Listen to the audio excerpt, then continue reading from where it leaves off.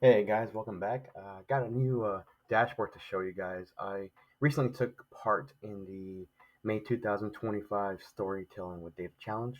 Had a really interesting take on using ChatGPT or some type of AI generative engine to kind of get a sense of how to redo a chart. So the task was to pick a chart of my choosing and have AI or ChatGPT do it one way with some prompts, and then I would do it my own way with some other platform. And I use Tableau, of course. So let's turn to the screen really quick.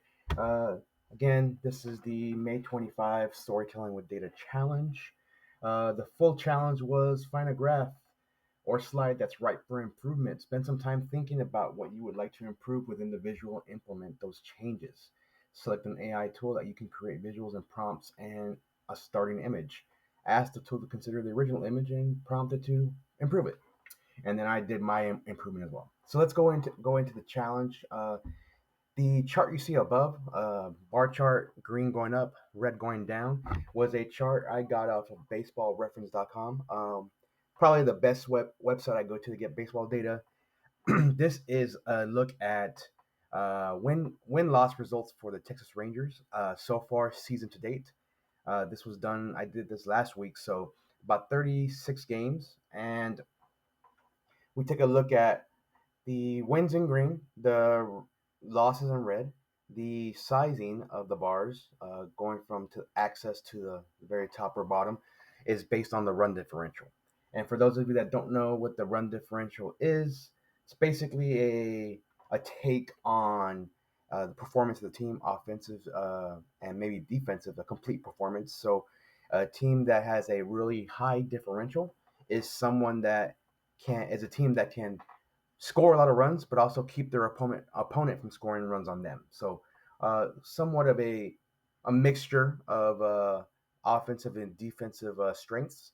And those that have a negative run differential are obviously their opponents are scoring more runs than they are. So that's kind of the view per event per game. So I asked ChatGPT to kind of do their rendering on the where it says Texas Rangers results. That is the ChatGPT version. That after I prompted it to, kind of modify it to your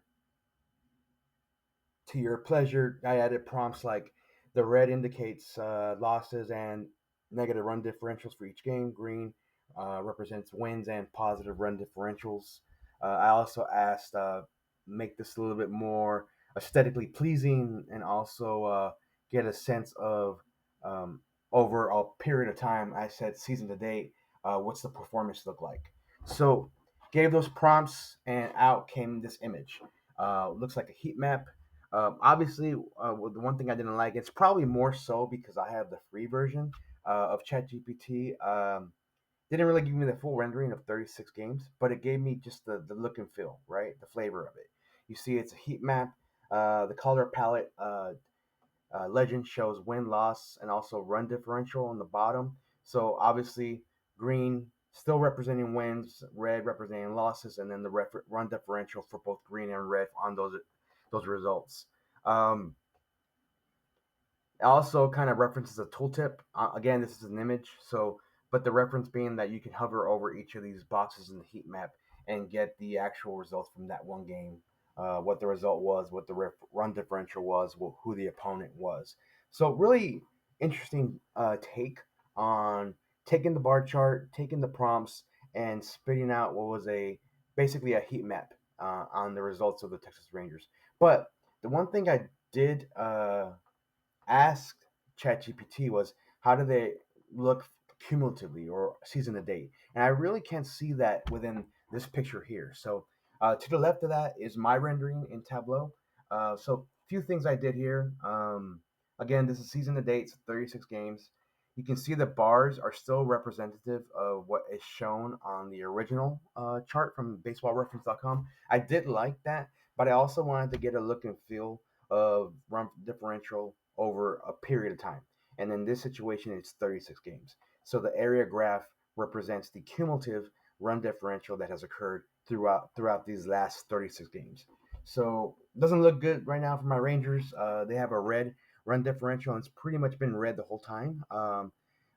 You know, failing to kind of perform at the plate, while defensive on the defensive side, the pitchers are have been holding their weight and more. So still in the hunt, but you can see from the area graph clearly just a sense of overall season, how they've been doing. You see the dips and the valleys of the run differential here. Then, a few three consecutive games winning, it goes up. So it makes sense. You're getting a sense of feel of where they stand from a season point of view in total. The one thing I did like about this was I took a look at a YouTube video by Andy Crable, kind of splitting the area chart by positive and negative, and doing that gives me the ability to have a dual axis of the positive area chart and the negative area chart, and then have a two colored different palette for the area chart. Obviously, what you could do on an area chart for Tableau, it's a continuous measure, so it's going to have one color, right? But in this situation, if you're breaking it up, positive or negative, you can see I have this area right here where it's positive and it's indicative of green. I wouldn't be able to do that if I just did one area chart. So by breaking it up, positive and negative, and then doing a dual axis, some formatting here and there, I'm able to get that two color area chart. I do like this. Gives me a reference not only for what's happened each event, each game, but also what's occurred throughout the season so far. I would like to update this. So far, the Rangers have been on quite a streak of wins so far. So I'm assuming that the run differential would be a lot closer to zero, if not positive. Anyways, uh, overall, I like the rendering that AI did, that ChatGPT did. I realized I could have been more precise in my initial prompts to ChatGPT to better guide the rendering and interpretation of the measures I pull from Baseball Reference. A clear explanation of what each visual element represented, especially in the original chart, would have helped ensure a more accurate and purposeful output. That kind of ambiguity underscores how important it is to define both the visual cues and their data significance within the generating or recreating visuals within AI. So, something to learn in terms of the user prompts and user errors is I need to be a little bit more descriptive for ChatGPT to kind of drive the point that I'm trying to get from their rendering. Anyways, I hope you guys like it. Quick little exercise, taking the original chart, asking ChatGPT to create their version, and then I created mine in Tableau. Again, thanks again for listening, and have a great day.